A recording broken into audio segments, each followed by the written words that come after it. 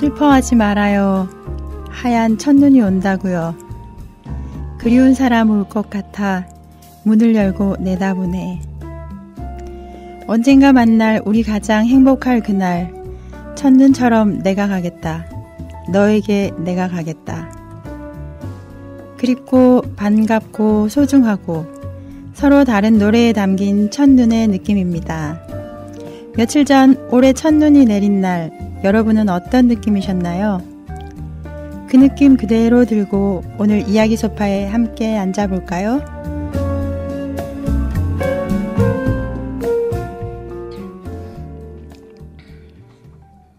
반갑습니다. 아침 10시 이야기 소파 시즌2 그림책 이야기 두 번째 시간, 저는 영입니다. 오늘은 첫눈 이야기로 시작을 했는데요. 며칠 전 정말 첫눈이 왔었죠. 사실 눈 내리는 순간에 설레는 기분에 오버랩 되는 것이 또 눈 온 후의 상황이라 그 기분에 푹 잠겨있기가 힘든 건 사실인데요. 그럼에도 불구하고 눈 내리는 순간의 그 기분만큼은 놓치기 아까운 순간인 것 같습니다. 특히 첫눈은 더더욱 그렇죠. 이렇게 내리는 눈을 보면서 저는 여러 그림책이 떠올랐는데요. 그 중에 어렵게 고른 한 권, 오늘 같이 보려고 합니다. 제가 떠올린 책 중에 가장 심심할 수도 있지만 또 그 이미지의 여운이 또 오래 남는 책인데요. 바로 엄마 마종입니다. 이 책은 월북 소설가이신 이태준 님의 원작을 김동성 님이 그림으로 재해석해 탄생시킨 작품인데요. 이태준 님은 짧은 단문에 생략이 많고 동화지만 냉정한 마무리를 잘 하시는 걸로 유명한 분이라고 합니다. 이런 원작이라 김동성 님이 이미지화할 때 좀 더 자유롭게 작업을 할 수 있었다고도 하는데요. 그러니 그림책 엄마 마중은 김동성 님의 그림이 큰 몫을 한 책이라고 할 수 있죠. 책 겉모습을 보면 밝은 연노랑색 톤의 표지로 따뜻한 느낌을 주고요. 그렇지만 내용은 추운 겨울 엄마를 기다리는 한 아이의 이야기가 나와요. 아주 간결하고 담담하게요. 내용은 그리 따뜻하지 않을 수도 있는데요. 여러분은 누군가를 또 무언가를 기약 없이 한없이 기다려본 적 있나요? 그때 마음이 어떠셨어요? 그 기다리는 대상이 아이에게 있어 엄마처럼 아주 절대적인 존재라면요? 그 쓸쓸함이 한가득 느껴지는 노래 한 곡 듣고 책 같이 볼게요. 전인권의 사랑한 후에 듣겠습니다.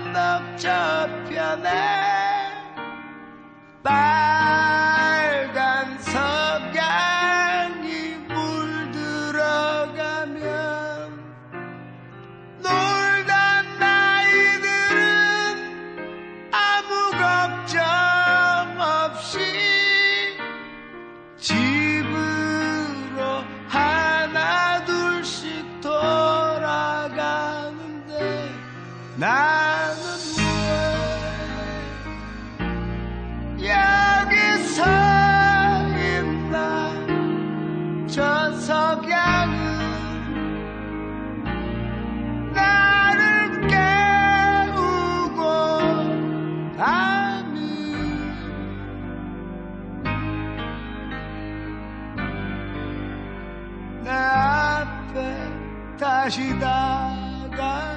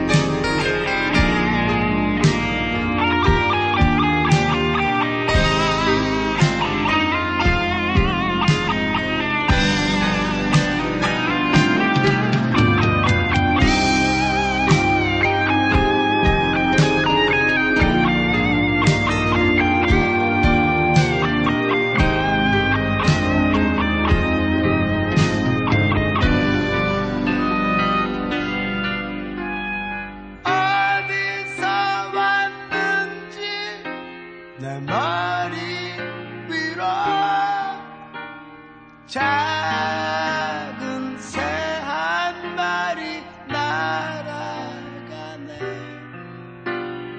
어느새 맑아온 새벽 하늘이 다른 하루를 재촉하는데 종소리는 맑게 퍼지고 저 불빛은 누굴 위한 걸까. 새벽이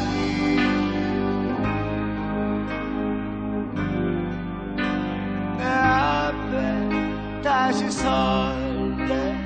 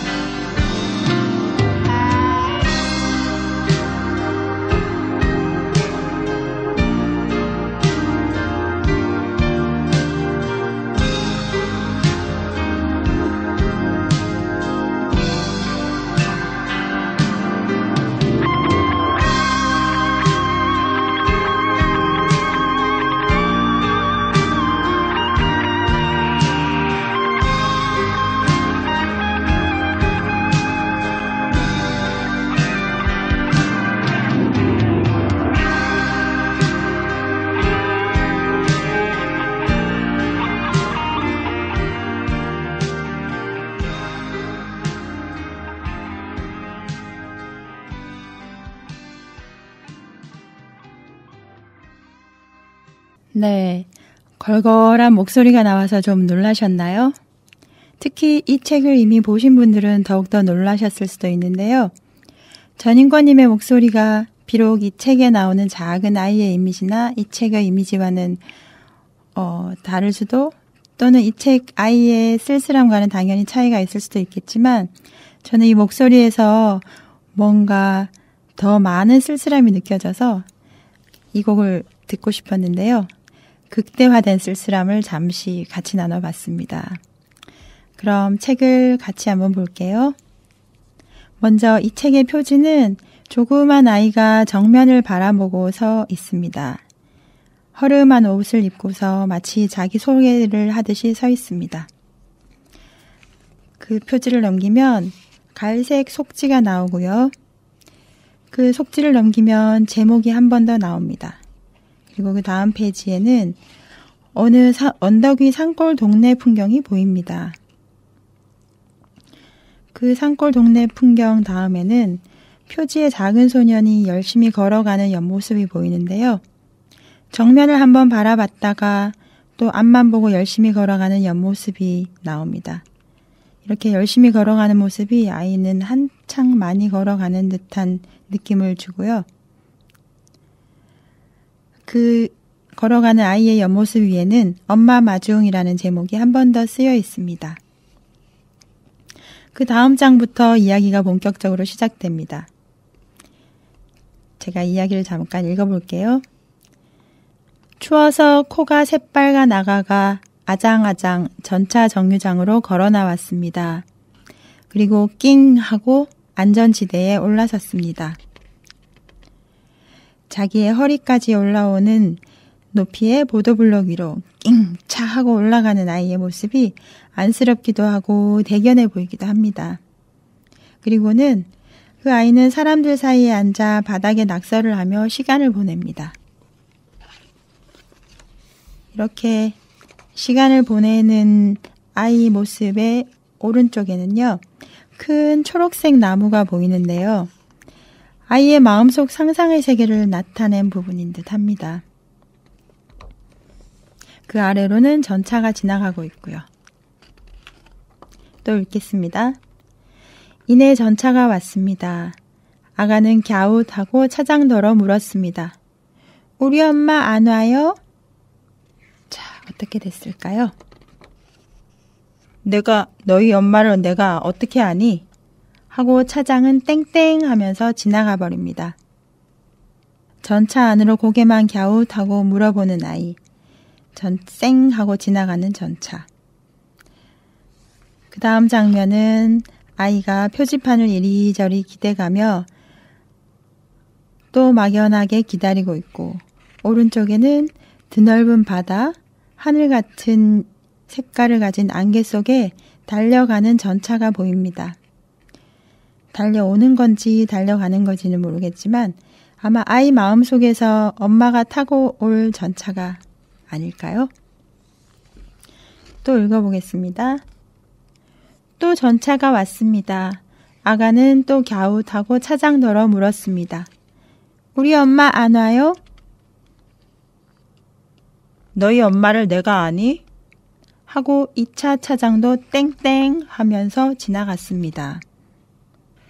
또 한 번 물어보지만 험상궂어 보이는 수염을 가진 차장도 슝 출발해버립니다. 그 다음 그림에는 사람들 맨 앞에 가서 쪼그려 앉아 있는 아이가 보이고요.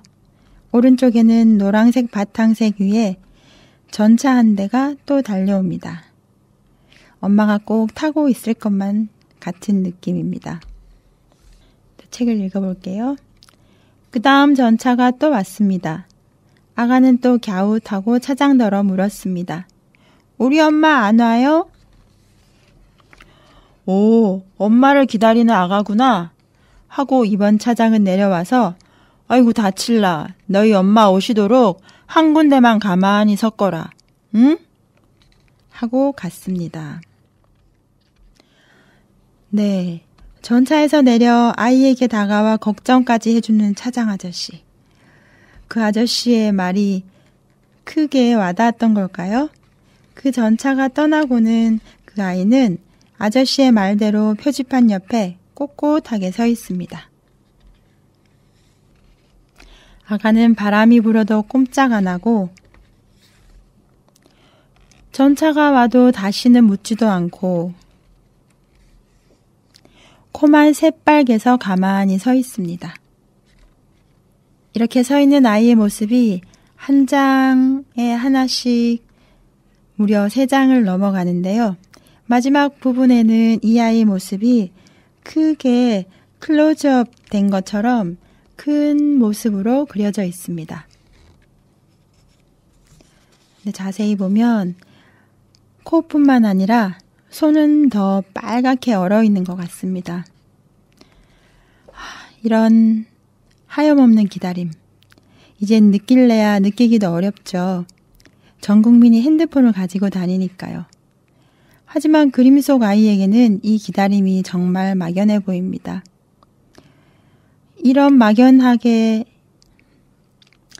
이렇게 막연하게 기다리면서도 울지도 않고 포기하지도 않고 절망하지도 않고 묵묵히 그 자리에서 기다리는 아이. 참 대견스럽죠? 엄마의 부재는 아이에게는 세상의 부재와 같은 느낌일 텐데 말입니다. 이런 부재를 느낀 순간에 절망을 담은 듯한 노래 한 곡 듣고 갈게요. 이적의 거짓말 거짓말 거짓말입니다.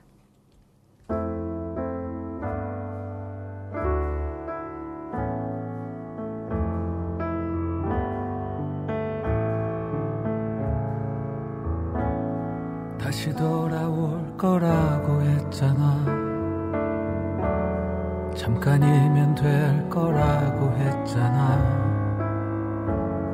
여기 서 있으란 말했었잖아. 거짓말 거짓말 거짓말. 물끄러미 선채 해가 저물고 그리고 앉아 밤이 깊어도 결국 너는 나타나지 않잖아. 거짓말 거짓말. 그대만을 하염없이 기다렸는데 그대 말을 철석같이 믿었었는데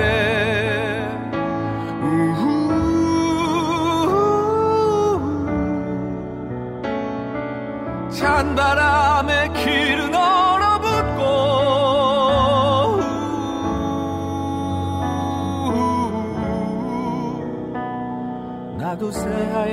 하얗게 얼어버렸네.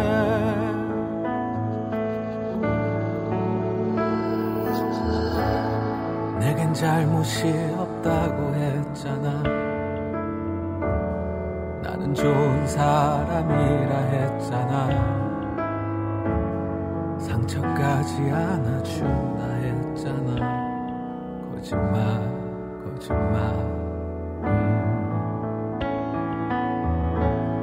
다시 나는 홀로 남겨진 거고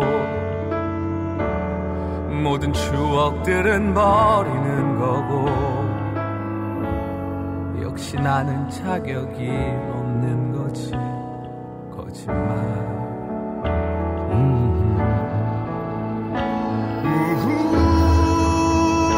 그대만을 하염없이 기다렸는데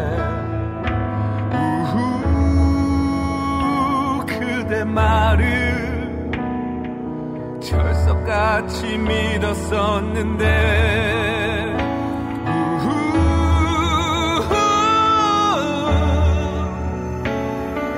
찬바람에 길은 얼어붙고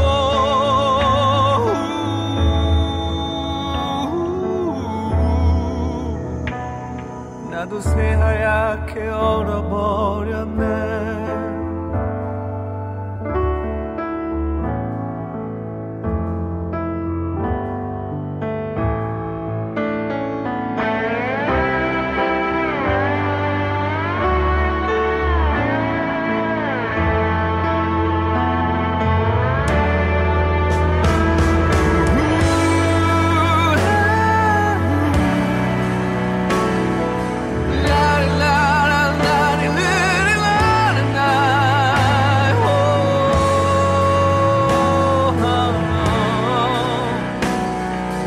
철석같이 믿었었는데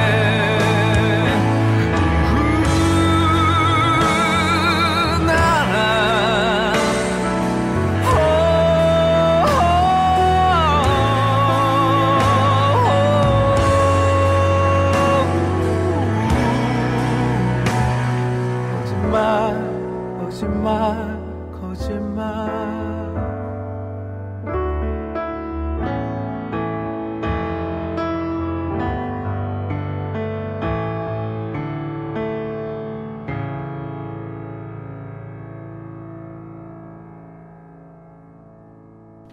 네.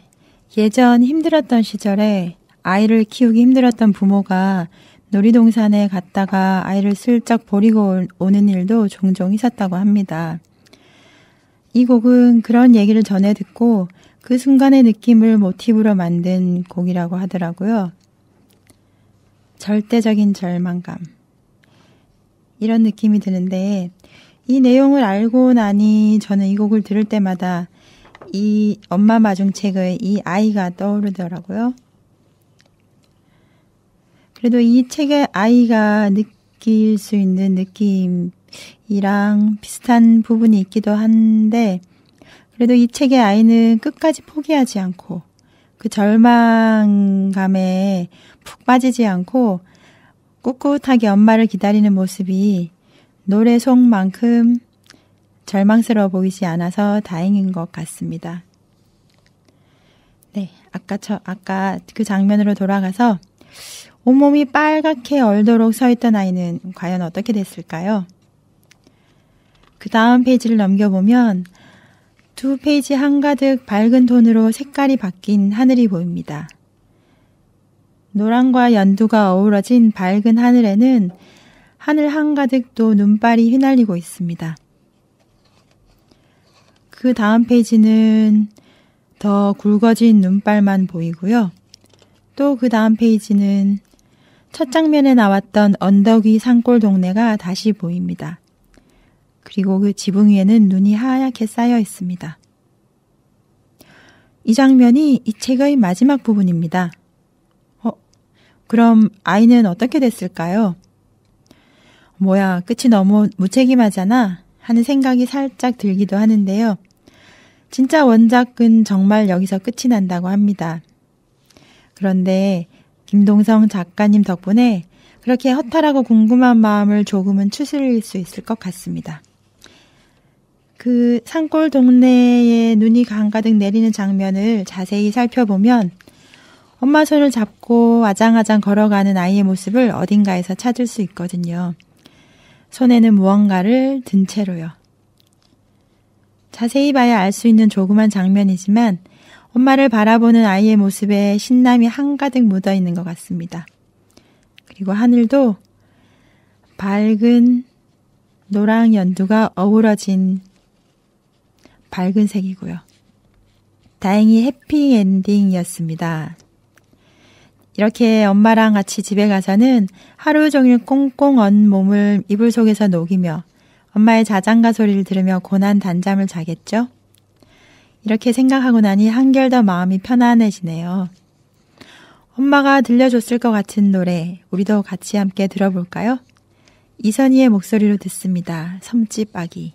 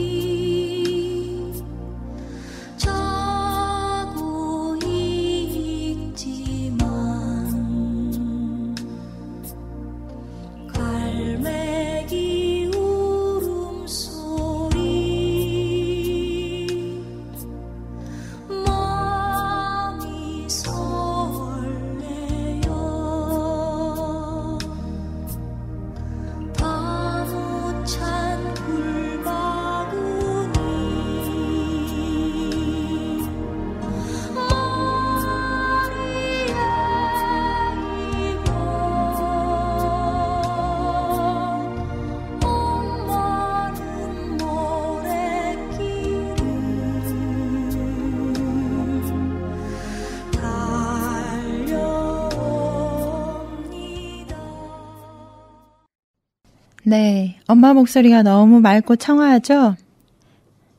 젊은 엄마인가 봅니다.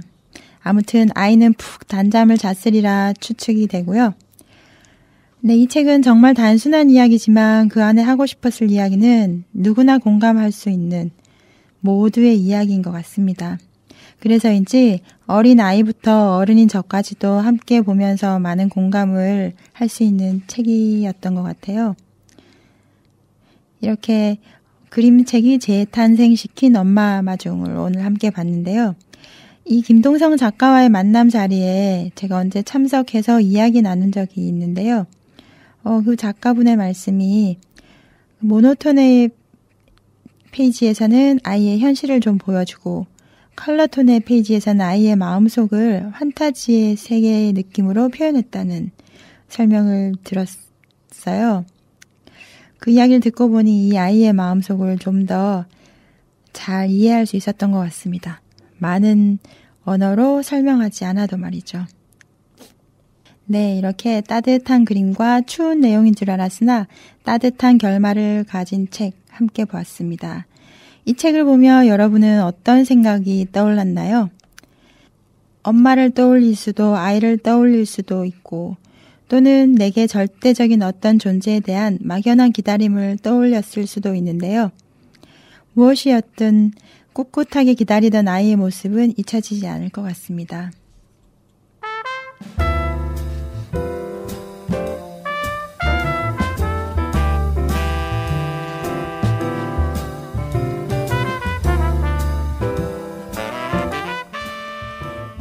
아침 10시 이야기 소파 그림책 이야기 시즌2 두 번째 시간 여기까지입니다. 오늘은 기태준 글 김동성 그림의 엄마 마중 함께 봤습니다. 지금까지 작가와 진행형, 연출 은유, 제작에는 은행나루 마을 방송국이었습니다. 감사합니다.